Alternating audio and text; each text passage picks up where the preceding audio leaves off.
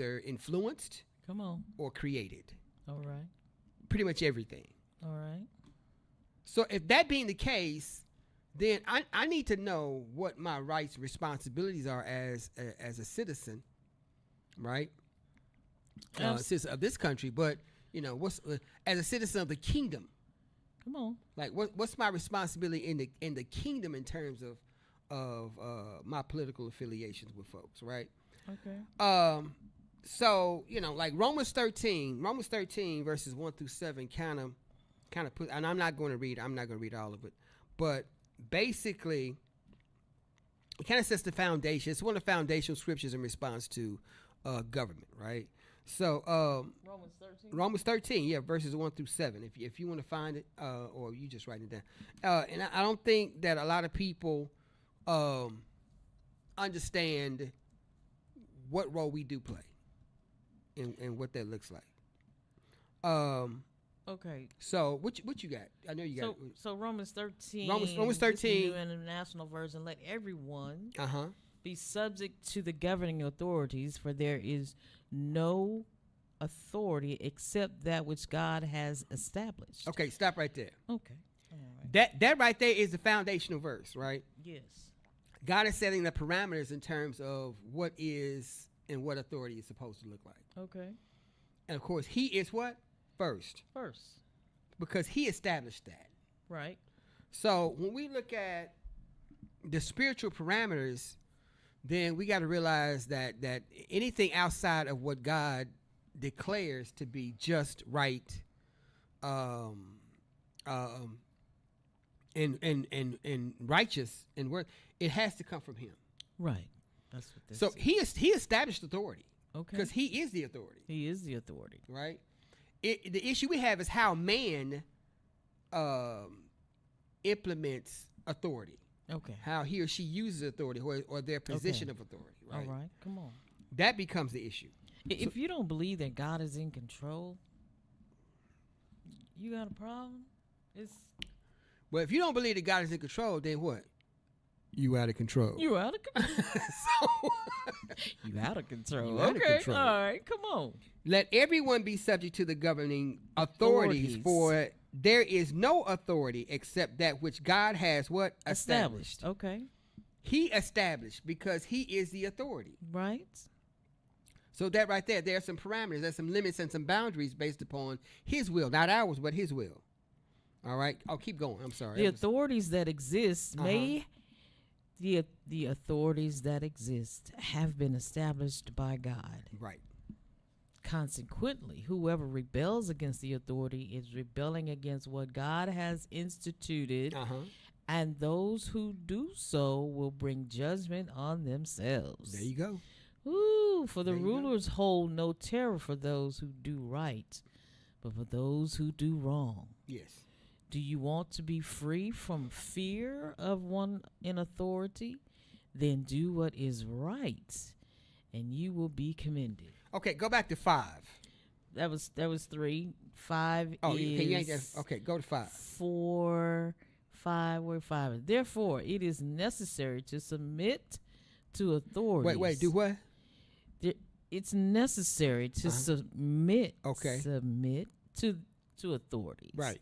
Not only because of possible punishment, but also as a matter of conscience. A matter of what?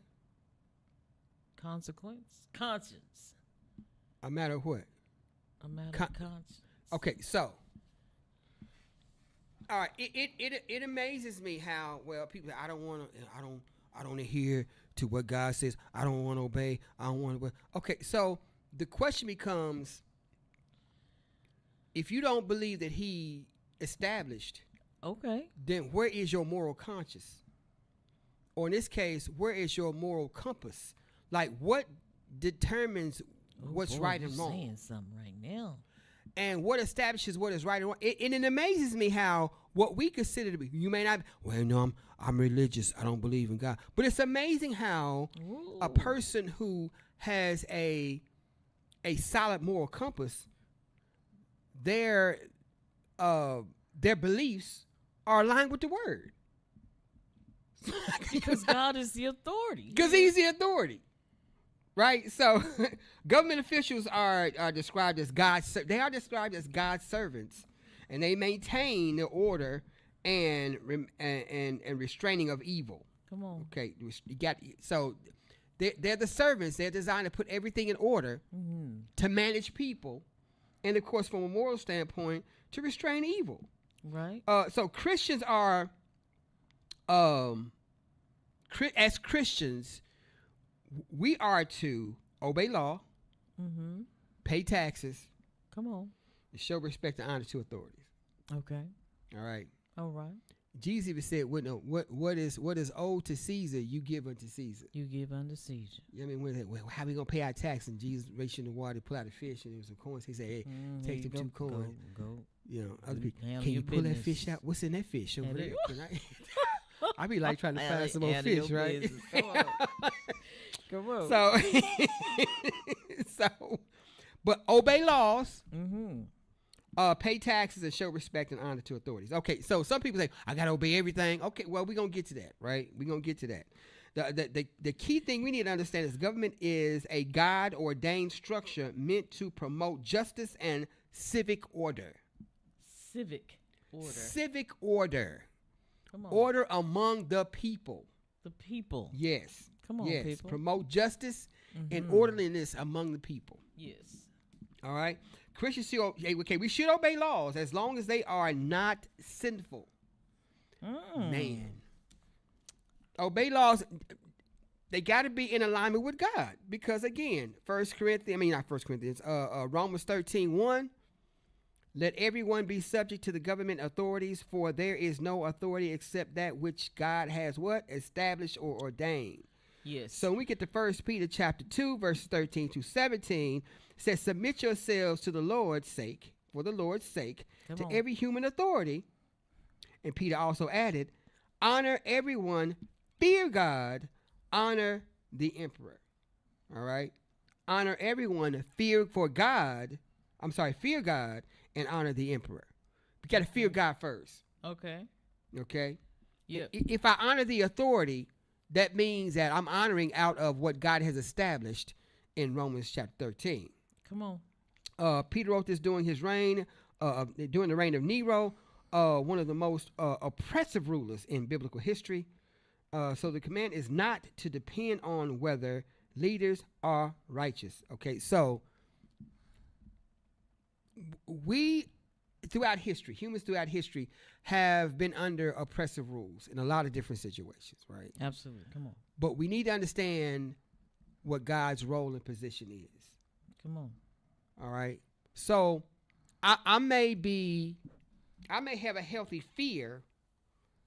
I have a healthy fear because of what God has established. Come on. Meaning that I'm not going to be overly fearful humanistically towards something that he has created. Okay, come on. I'm more afraid of him than I am afraid of them. Exactly. Come on. Okay. Yeah, so again, that's 1 Peter chapter 2, verses 13 to 17, right? Yeah. Submit yourselves, all right, for the Lord's sake, to every human authority. Okay, we're still talking about government. But thirdly, the obedience has limits. We need to understand that obedience has limits. Now, this is where the rubber meets the road in response to, okay, should I do it or should I not do it? Or if I'm not going to do it, what is the recourse of me not doing? Come on. All right. God's law comes first. Acts chapter 5, verse number 29. He says, when the authorities commanded the apostle to stop preaching about Jesus, Peter replied, we must obey God rather than man. So they were willing to put themselves on the line, their freedoms on the line, to put out God's word. And they were arrested. And I'm telling you right now, it wasn't no, I'm going to bail you out, the apostles. No. Come on. They were put in the innermost parts of the jail, meaning they were put in isolation. Yes, come on. Yeah. Solitary confinement. Mm-hmm. That's where they were for preaching the gospel. Come on. All right. Daniel chapter 3, and even in Daniel chapter 6, we got Shadrach, Meshach, and Abednego refusing to bow down to Nebuchadnezzar and the idols, right? Right. Daniel continued praying despite the king's decrees. He continued to pray, right? And the principle. Yes, if human law commands what God forbids, or forbids what God commands, believers must respectfully obey. Respectfully obey. Don't go around, tearing up stuff, busting up stuff, busting out people's windows. What you saying? Throwing rocks. None of that. No, don't go in. What about protesting? That's not. We shouldn't. Well, protesting is. I mean, how do you protest? I mean, you got the First Amendment rights, right? You do. You got freedom of speech, freedom to assemble, freedom to petition. Yes, freedom you have of press, those freedoms. Freedom of religion. We have those first. Your basic First Amendment rights. Right. Establishes us as true citizens in a democratic environment, a democratic community. Exactly. All right. Right. Come on. One more purse. So God commands. Believers must be respectful. You can respectfully disobey. That's true. So if you got to sit in, you got a candlelight vigil. Okay, those are peaceful protests. Peaceful protests. Or those are times of recognition. Come on. All right. And then watch out what you are recognizing. Right. Is it in alignment with God's will, right? Okay. All right. I'm not supporting anybody or having a candlelight vigil for anybody who was not in alignment with God's will. Right. Come on. I just don't see any or Jesus teachings. Okay. I'm not going to put myself in that particular position. I got you. All right. Some folk want to give public recognition to individuals who taught nothing but hate and discrimination of individuals. I'm not that kind of person. I'm not doing that. Right. I'm not recognizing that because that's not of God. Right. It doesn't matter what nationality or they are. Right. Mm-hmm. Or class or whatever. Mm-hmm. So things like that. We got to recognize as Christians what is my responsibility. Right. There has to be a balance. You got to be able to obey with moral limits. You have to know how to obey, but you got to have some moral limits attached to it. We can't. A lot of times we want to get caught up in the emotions of protest, and not the function and purpose of protest. Got you. Sometimes we like performative stuff. Mm-hmm. Right. We like the folk who loud talk, who are boisterous. You know what I'm saying? Who project an image that we consider to be American and is not. It's not. It's so okay, not. It's so not. So if you have how do you deal with a hard taskmaster? How do you deal with somebody that is just difficult? You're Christian. You want to obey God. You want to be obedient, but this taskmaster is just hard. This government official is just mean, whatever, rude. How do you deal with that? What is the correct response for us to? Well, first of all, I think you gather truth. Okay. And you disseminate truth as much as possible. Okay. Right? There's always going to be some opposition, right? Mm-hmm. But you constantly hearing people with truth. You put that truth out there. And you find other individuals who have a like-mindedness in response to that. Because truth will prevail. Because they are elected officials. Yeah. Then they can be unelected officials. They can be unelected. It's just that simple, right? Yeah. That's how they got in. That's how you get them out. That's how you get them out. But listen, if you don't think voting is necessary, you're just missing it for real. And you gave away your vote if you did. You gave away your voice. Yes. If you don't think voting is that ain't got nothing to do with me, doesn't affect me, whatever. But it does. It most definitely does, right? It most definitely does. So again, which brings me to point number 4. The government's purpose is for justice, peace, and restraint of evil. Right. Let me say that again. Oh, wow. The purpose is for justice, peace, and the restraint of evil. Romans, again, going back to Romans 13:4. Yeah. The ruler is God's servant for good. If they not doing it for the good, and if you are a servant of God as well, or you are in Christ Jesus, you know what that good should look like. Right. You know what it should look like. Government punishes wrongdoers and protects society. That is the function. That is the function. Okay. If government does not do that, it is not working for what? Its people in alignment with God's will. Right. Exactly. All right. Okay. 1 Timothy 2:1-2. Paul urges prayer for kings and authorities, and it says that we may live peacefully and quiet lives. All right. Look, here's it. If I can't go to work, Come on. to take care of my family, Come on. to provide some posterity for my lineage or for my folks, Right. and if I can't do that in a productive, peaceful fashion, that is a problem. I'm not gonna sit up here and be threatened by my job. Well, if you don't do this, then then I guess what? You need to make some decisions then. I'm not gonna be a part of an environment that is that has overreach, meaning that you do stuff that's not a part of the mission, vision, and context of what we're supposed to be doing in terms of providing services or producing goods. If it doesn't fit that agenda, that's a problem. Oh, wow.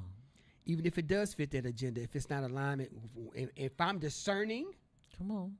and it's not in alignment with that, then I need to make some decisions, right? Yeah. Because what's gonna happen? Eventually, I'm gonna do what? I'm gonna compromise, You gonna compromise, man. and then guess what? I'm no better than they are. Oh man. All right. When you compromise, then you setting yourself You up. setting yourself up because the laws exist to create conditions where people can flourish and live in peace. That's right. That is the purpose. That's the whole Right? purpose. Yep. Creating conditions where people can flourish and live in peace, where people can provide an economically stable life, Come on. put some away to provide further sustainability at retirement, right? Come on now. And live in peace with folks. That's really what folks want. That's what we want. But during slavery, though, based on what you're saying, was the government really trying to make sure that we were flourishing and living in peace? Who's the they? Whoever. Let's So slaves. Okay, come on. Okay, first of all, Let's go back. okay, we talking about in this country? Yeah. Well, we didn't come over here as we came over here as property anyway, right? We lived in a situation of chattel slavery. So chattel slavery meant this right here. Come on, history. Chattel slavery is where that which is produced from a person is retained by the ownership. Okay. Meaning that anything produced by my hands or by my body does not belong to me. It belongs to that person which owns me. I got you. So that which I grow with my hands is not mine. That which I produce with my body is not mine. So that means childbirth. So when your child was born, they were born into a system of what? Slavery. Right. And that continued. Secondly, that which was produced could be passed down or sold to someone else in the family or outside the family to continue what? Production or reproduction. Yeah. So that set up a situation right there. Right. That was unfair. And it was government sanctioned. Right. On a federal level and a state level. That's crazy. So I mentioned slavery, but let's talk about the Indians. How were they set up to flourish and live in peace by us coming over and define us, because I'm trying to figure stealing their land. Whoever us is, okay, whoever the disruptors were that came to. Okay. Okay, we don't have to talk about it. I just thought I'd ask the question. I was just like, we're talking about flourishing. We're talking about living in peace. We want that right. We that's our right. Okay, for indigenous folks. For indigenous folks who were here. Come on. And a lot of times they were very receptive of foreign occupants. Right. And they were willing to share because they were utilitarian in their understanding of what economics looked like, meaning that they were willing to share whatever was on the land. It wasn't until individuals came over and said, no, we just going to take it. We just going to take it. And take what? And so that there was a disruption in their lifestyle and how they functioned spiritually. Come on. Communally. Yeah. Economically and whatever. So those things were disrupted by the concept of land ownership. They didn't look at things to be owned. They look at things to be shared because the economy was based upon what was on the land. When enslavers came over, they commodified products to be harvested and to be produced and sent back to mother countries to be made into other products to be sold. Right. So therefore, they had to get the land. And so we work in the land. Why you got some folk who already own the land, whose land was stripped from them, and they were either massacred or they died because of disease, and therefore we get the spread of this country through a process called manifest destiny. We ain't gonna talk about that. This land is your land. This land is my land. No, this land is my land. This land ain't so whatever. and so we glorify and glamorize what that looks like in order to make ourselves feel good. And that's not good. That's One not of the right. ways that we can really, really benefit and help ourselves is to really know civic. First of all, come on. You finished? I don't want to cut you. I'm done. Okay. First of all, just right there, you gotta know your history, man. You gotta know your history. You gotta know your history, man. You gotta know how the government works. You gotta know how government functions from the time its inception to this country. Because you gotta understand. Look. When we establish governments in this country, right? Right. Who control the government function? The people. Okay. First of all, who control economics? Yeah. If you know where the money is, you know who's running the show. Come on. And I would most say individuals follow the who run money. the show were European colonizers who came over to secure and procure the land in order to sell back or give back to the mother country, which in this case you're talking about England, you're talking about France, you're talking about Spain, Portugal, those countries in particular, France, did I say France? I said France. Those countries in particular who were the main, who were fighting amongst themselves. Yeah. In order to gain access to lands in the Americas and all over the world. Every continent in this world has been colonized by someone. By somebody. Come on. Right? And colonization means that a country owns a portion of land in order to extract its resources from that land in order to enrich the country in which it is the dominant country. Right. That's the whole purpose of colony. All right, to extract those resources, right? Right, exactly. And whether it be people or goods that are produced, and those are things that I think we forget, and so when we start talking about, we the people of the United States of America in order to provide drinking, okay, that's all nice and fine and cute, but in reality, what was actually happening? And so you got to study your history. You got to understand how things were created. My wife and I, we went to D.C. about 7, 8 years ago, right? And Okay. we toured some of the museums, like, of course, the African American Museum, the Native American Museum, the Holocaust Museum, Jewish Museum. We went through all these museums, but one got me in particular, and that was at the Native American Museum. I urge folks to go check it out. But they had a wall, they had a mural, right? It was a timeline, right? Yes. Of treaties that were established between Native Americans and the United States government. Okay. And all these treaties. I mean, oh my gosh.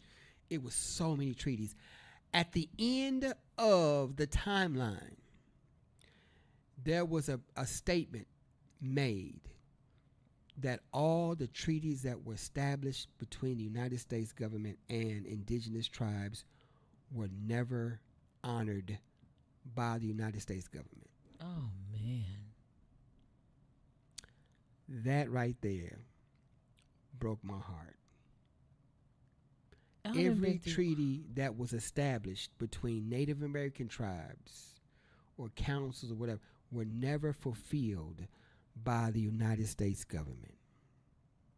Oh, that's not good at all. Either they were not acknowledged, or they were revoked. This was at the museum. This was at the museum, right? And being a history teacher, that kind of got me, because you think, okay, you got this treaty over here, you got this treaty over here. Sure that they no. And then we start looking at like the Native American Removal Act of like 1820, which spurred the Trail of Tears. And then you got folks moving from the southeast coasts or southeast parts of the United States to Oklahoma Territory, which I'm from Oklahoma, right? Mm-hmm. Understanding what that looked like was another issue within itself. These quote-unquote 5 civilized tribes, along with some other folks, other native groups, who native folks, they own slaves as well. Some of them own slaves as well. Yeah. So when you see those things that are happening, removal of DEI and some other things, are you seeing the same thing? Is the same thing happening? Is it? Yeah, it's just par for the course. It's just another situation. I mean, lipstick on a pig is still a pig, and that's just kinda, okay. How you dress it up, it's still a pig. It's a because you gotta look. I look at life in patterns, right? Right. I look at the pattern, not just the situation. People just look at the situation. The situation had a beginning. It was a cause and effect. Right. What were the causes of? Who benefited from the results of? Who benefited from the consequences of? Mm-hmm. Right. I look at all those things, and people say, we're doing so much better, as Americans in our economy. So, okay, yeah, well, everybody should benefit. Everybody should be benefiting. Everybody should benefit, right? Exactly. But that doesn't mean there still aren't injustices across the board. And I don't care if those injustices are committed by black, white, Latino, whatever. If it's not in alignment with what God has in store, then we got problems. So, yeah, civic responsibilities and good citizenship, that's number 5 that we also got to deal with, right? So in Titus 3:1-2, it says, and remind them to be subject to rulers and authorities, to be obedient, to show true humility. That's all well and good. Right? Okay, that's all well and good. See, you got to read all the stuff, right? Come on now. That again, our desire is to flourish and live peacefully. Come on now. Right? But however, I get to Jeremiah 29:7, it says, and this is going back to the children of Israel, right? Yeah. It says, even the children of Israel under foreign rulers, they were also told to seek the welfare of the city, for it is its welfare you will find your welfare. That's what I'm saying. Wow. If the city or the state is doing well, then guess what? Everybody should be eating. Right? Everybody should be eating. Everybody should be able to take care. If this country or state or city is doing well, all of its citizens should be doing well. That's it, right? But if I look at Acts chapter 2, well, you're looking at Acts chapter 2, verse 41-47 for the past couple of weeks of my class, and I think it's verse number 45. It says they had everything in common. Everything in common. Nobody wanted for anything. No. Praising God and enjoying the favor of all the people. Yes. And the Lord. Yes. Yeah. Yes. Flourishing. Yeah. Everybody should flourish. Every day they continue to meet together in the temple courts. And what happened? They broke bread in their homes. They ate. Everybody ate together. You eat, glad I eat. And sincere hearts. They were glad. Praising God. And God did what? Enjoying the favor of the people. Mm-hmm. And the Lord added to their number daily. God did what? Those who were being saved. God did what? Added to their number. How come? Daily. And the reason being is that they showed favor. When you show favor, you get you produce Come on, more favor. Yeah. When you give favor, you show favor. Well, God blesses that favor by producing more believers. And God was in it because they were. Whenever you come together, the Bible says where 2 or 3 are gathered. Yes. Together, there He is in the midst. Mm-hmm. I like the fact that He was there. Yes. Praising God and the favor and the Lord. Yes. Because he established that. He established the prosperity. Right. So Yes. get together. Let's get together. Get it together. Let's That mama, get you together. say you need to get together, Yeah, to boy. get together. Get together. Yeah. Let's get it together so we can move forward, because I'm telling you, they got some. They Coming. I don't know who they is. Folks coming. Folks coming with some. Wake up, everybody! It's coming. I kid you not. As a matter of fact, it's already. It's here. already here, and folks just oblivious to what's going on. It's already here. There's going to be some stuff. Yeah, but if we stay together, we put our monies together, black people. Come on, man. Mm-hmm. Come on. But we have to quit acting as if we don't have it. Exactly. We need to quit acting as if there's certain powers that we don't have. Right.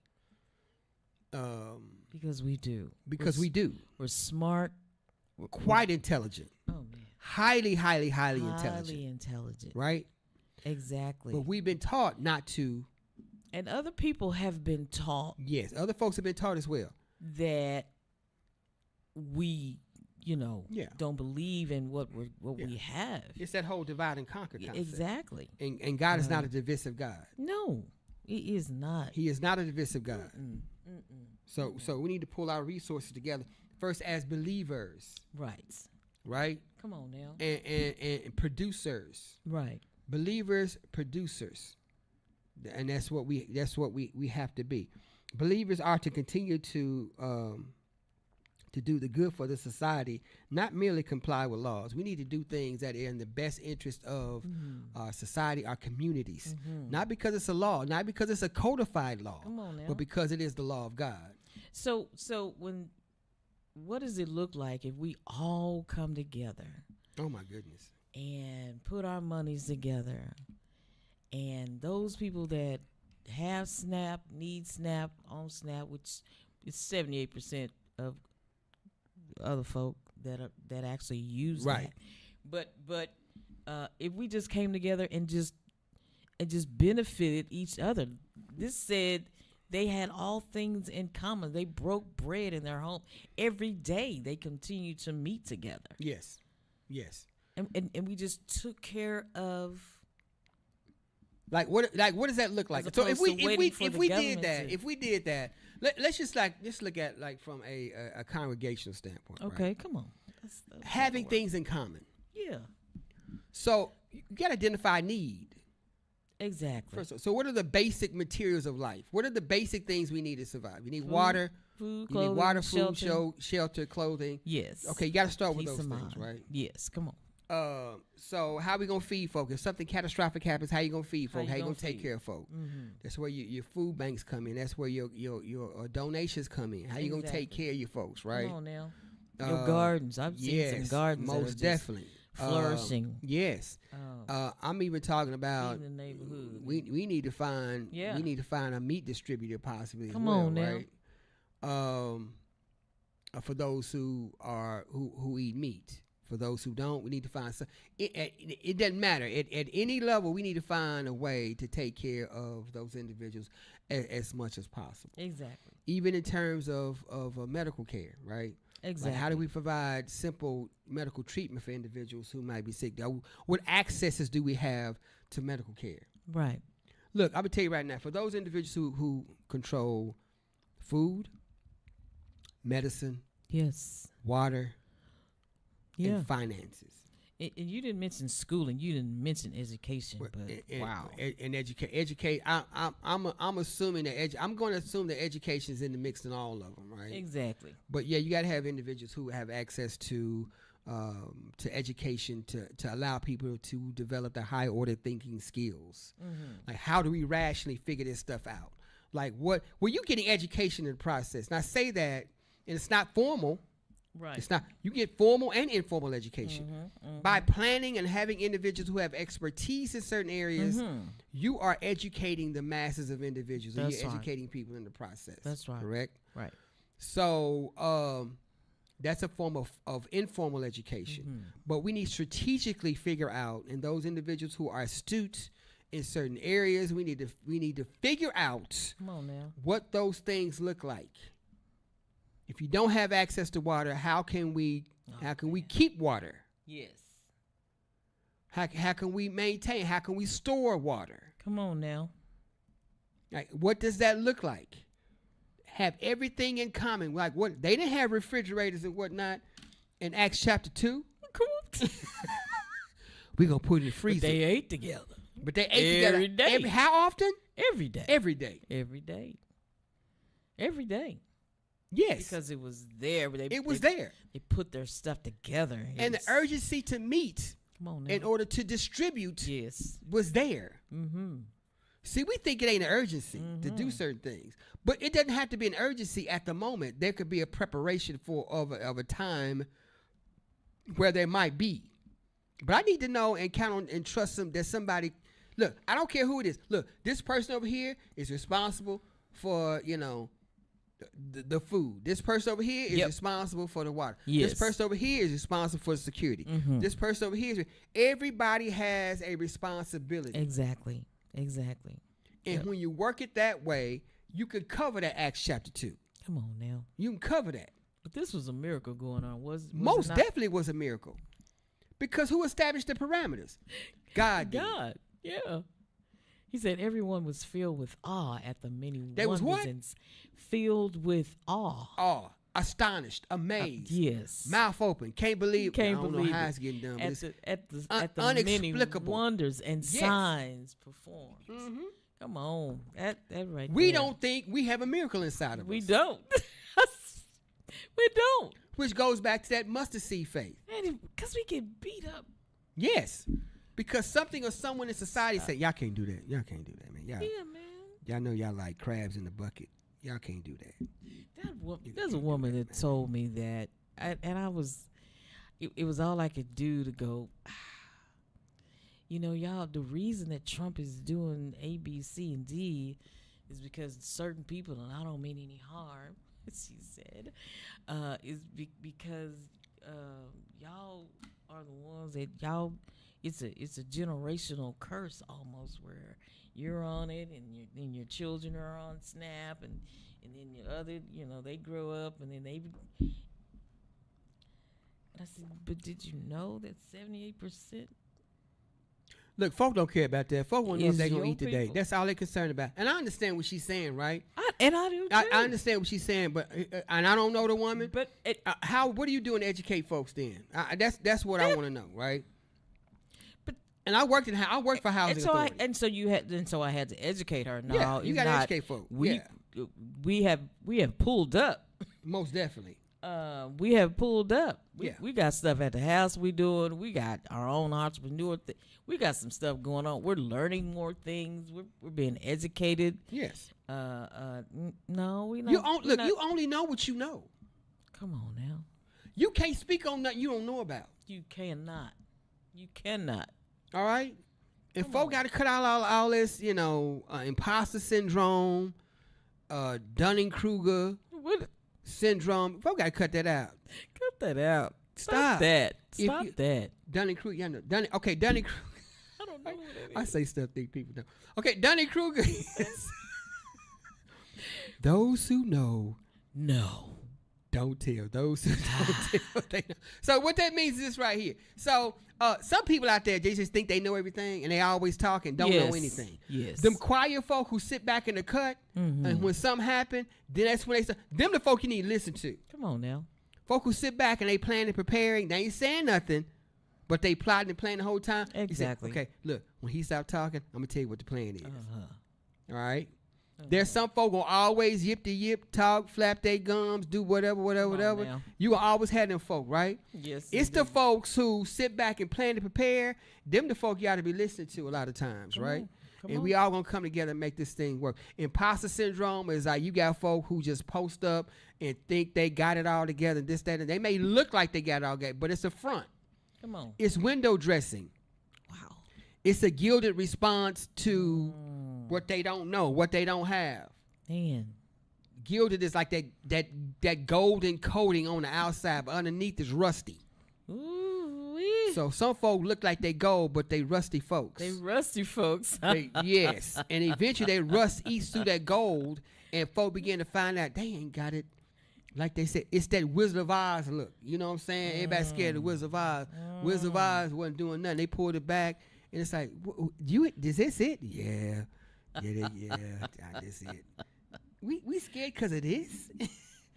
So once you find that out, yeah, you know how to respond and react. Exactly. Right? But again, like you mean, you got to know your history. How do we overcome? Study the folk who done it. Come on.